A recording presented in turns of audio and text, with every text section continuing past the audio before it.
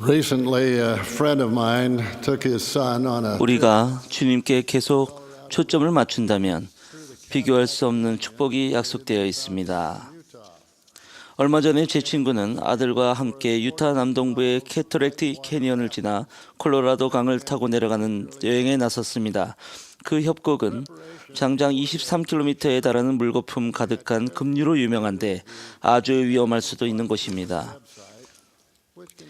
두 사람은 모험을 준비하기 위해 국립공원 홈페이지를 자세히 살펴보았는데 거기에는 개인적으로 준비해야 할 것과 여기저기 조사리는 위험에 관한 중요한 정보가 나와 있었습니다.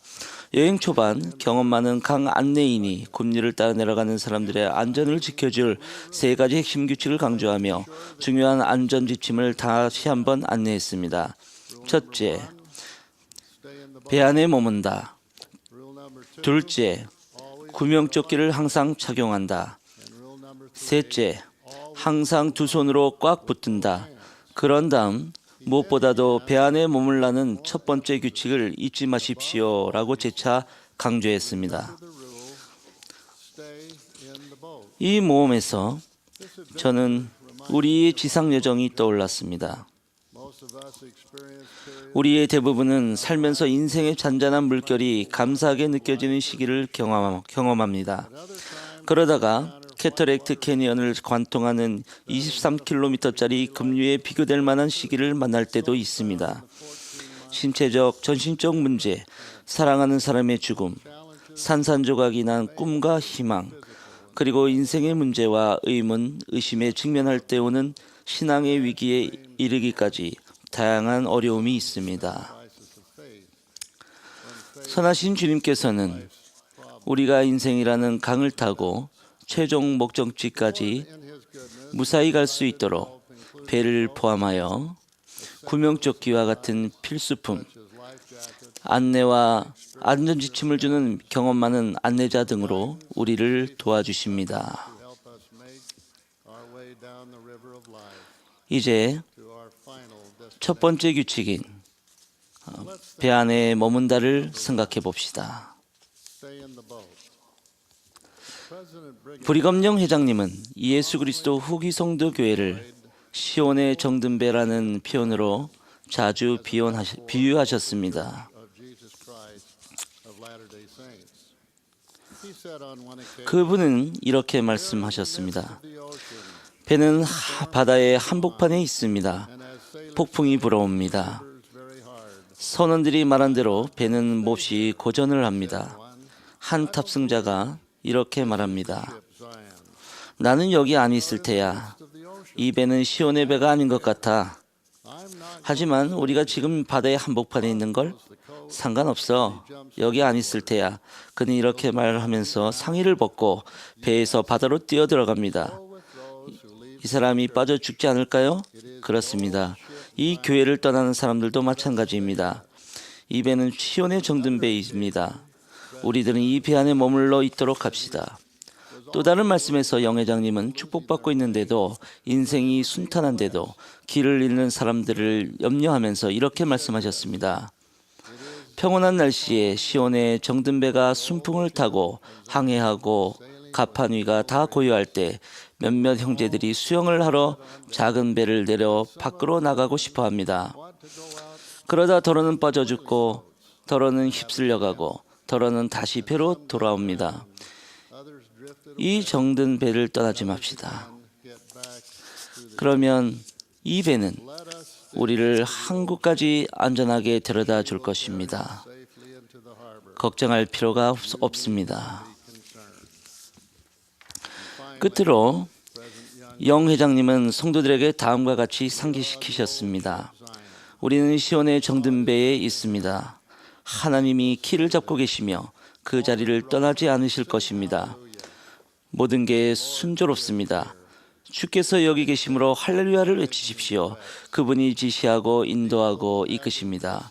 하나님을 철저히 신뢰하고 자신이 맺은 성약과 하나님을 저버리지만 않는다면 그분은 우리를 올바로 인도하실 것입니다.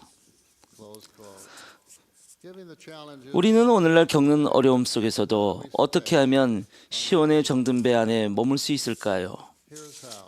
이 비결은 이것입니다. 우리는 예수 그리스도를 믿는 신앙과 그분의 복음에 대한 충실함을 키워서 생애 내내 지속적인 계심을 경험해야 합니다. 단 한 번이 아니라 규칙적으로 말입니다. 엘마는 물었습니다.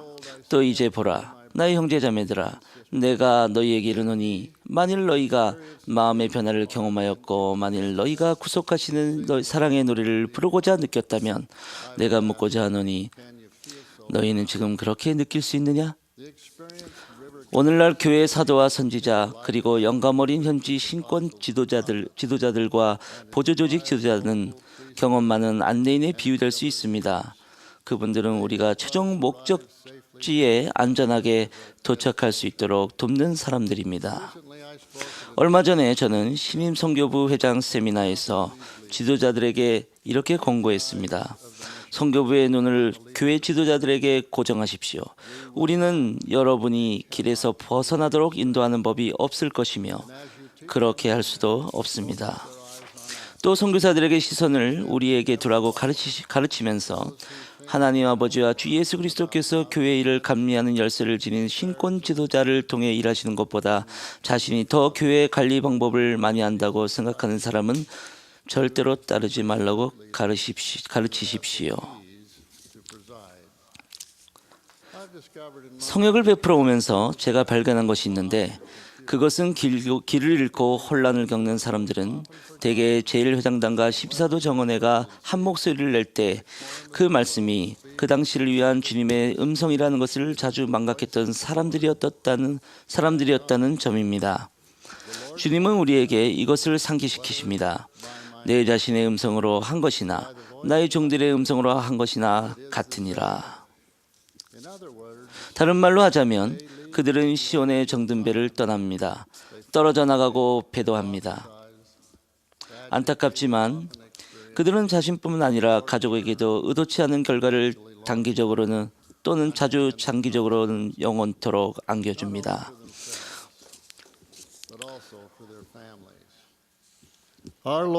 능숙한 강 안내인처럼 우리 교회의 현지 지도자들은 인생의 경험으로 단련되었고 사도와 선지자 및 교회의 다른 영혼들로부터 훈련과 지도를 받아왔습니다.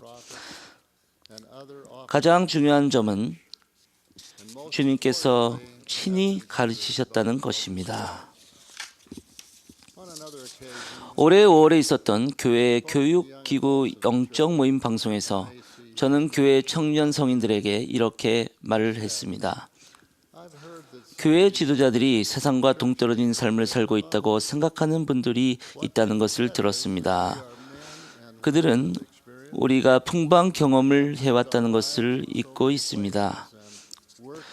우리는 여러 곳에서 살아왔으며 배경이 다른 수많은 사람들과 일했습니다.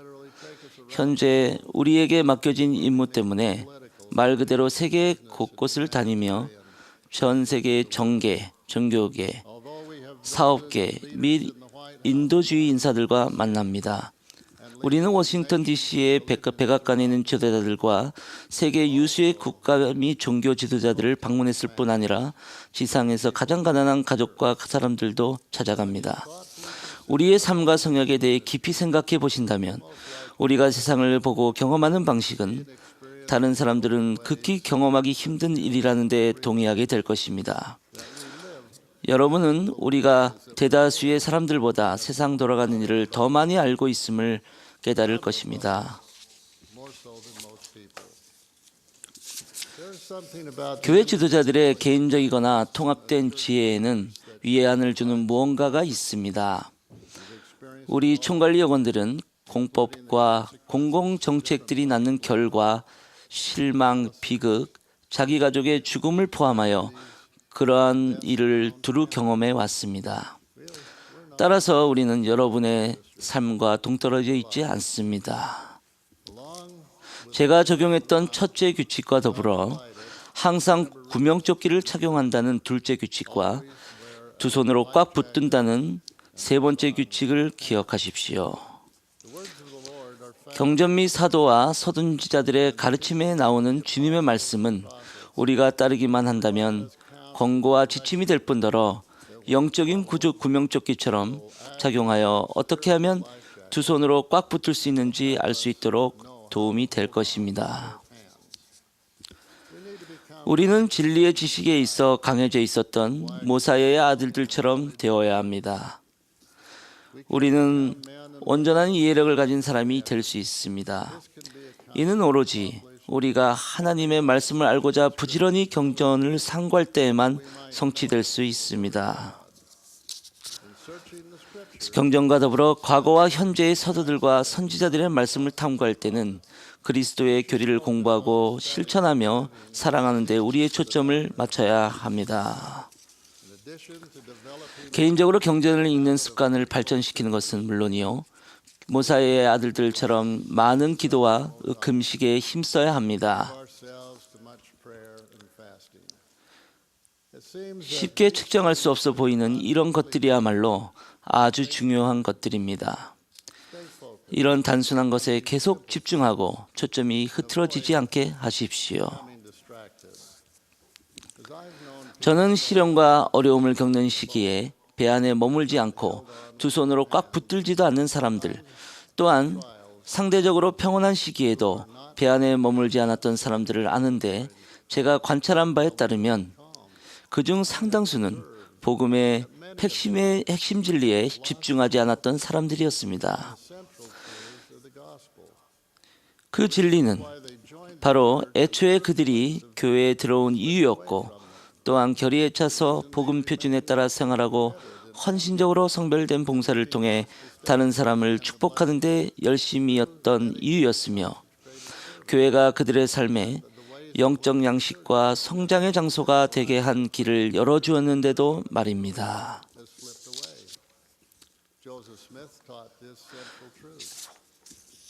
조셉 스미스는 다음과 같이 중추적인 진리를 가르치셨습니다. 우리 종교의 기본 원리는 예수 그리스도에 대한 사도들과 선지자들의 간증, 즉 그분은 돌아가셨고 매장되셨으며 3일 만에 부활하셔서 승천하셨다는 데 있습니다. 우리 종교에 관한 다른 모든 것은 단지 그것에 부속되어 있을 뿐입니다. 우리가 주님께 계속 초점을 맞춘다면 어디에도 비할 수 없는 축복을 약속받습니다. 그런즉 너희는 소망의 완전한 밝은 빛과 하나님과 만인에 대한 사랑을 가지고 그리스도를 믿는 굳건함을 지니고 힘써 앞으로 나아가야만 하느니라. 그런즉 만일 너희가 힘써 앞으로 나아가되 그리스도의 말씀을 흡족히 취하며 끝까지 견딜진대, 보라, 이같이 하나님 아버지께서 말씀하시되 너희가 영생을 얻으리라. 충실한 후기 성도와 진지한 고지자들도 기본 원리가 아니라 부속물에 초점을 맞추기 시작하는 때가 있습니다. 그것은 회복된 복음의 단순하고 분명한 메시지에서 멀어지도록 사탄이 우리를 유혹하는 것입니다. 그렇게 멀어진 사람들은 덜 중요한 관행이나 가르침에 초점을 두거나 몰두하여 성찬을 취하는 것을 거부하는 경우가 종종 있습니다. 자신이 느낀 의문과 의구심에 집중하는 사람도 있습니다. 당연히 의문을 느끼고 의심하는 것은 헌신적인 제자의 특성이 아닙니다. 얼마 전에 제1회장단과 12사도 평의회는 이렇게 밝혔습니다. 이따금 교회 회원들이 교회의 교리, 역사 또는 관습에 대해 의문을 가질 수 있다는 것을 알고 있습니다. 회원들은 언제나 자유롭고 그러한 질문들을 묻고 더욱 깊이 이해하도록 간절히 노력할 수 있습니다. 조셉 스미스도 이 질문이 있었으며 바로 그 질문에서 회복이 시작되었음을 기억하십시오. 그는 탐구자였으며 아브라함처럼 인생의 가장 중요한 질문에 대한 답을 구하려 했습니다. 그러한 중요한 질문이란 가장 중요한 것, 즉 하나님 아버지의 계획과 구주의 속죄에 초점이 맞추는 것들입니다. 우리는 친절하고 온유하며 용서하고 인내하고 헌신적인 제자가 되는 길을 추구해야 합니다. 우리는 바울이 가르쳤듯이 기꺼이 짐을 서로 지고 그리하여 그리스도의 법을 성취해야 합니다. 서로의 짐을 진다는 것에는 병든 사람, 약한 사람, 몸과 영이 가난한 사람, 탐구자, 곤란을 겪는 사람, 또한 일정한 시기 동안 봉사하도록 주님께 부름을 받은 교회 지도자들을 비롯한 주님을 따르는 회원들 등 모든 사람들을 돕고 지지하고 이해하는 것이 포함됩니다. 형제자매 여러분, 배 안에 머물고 구명조끼를 착용하며 두 손으로 꽉 붙잡으십시오. 초점을 흐트리지 마십시오. 여러분 중 하나라도 배 밖으로 떨어진다면 우리는 여러분을 찾아서 보살피고 하나님 아버지와 주 예수 그리스도께서 키를 잡고 계시며 우리를 올바로 인도하시는 이 시온의 정든 배로 다시 안전하게 데려올 것입니다. 이 모든 것을 예수 그리스도의 이름으로 간증을 드립니다. 아멘.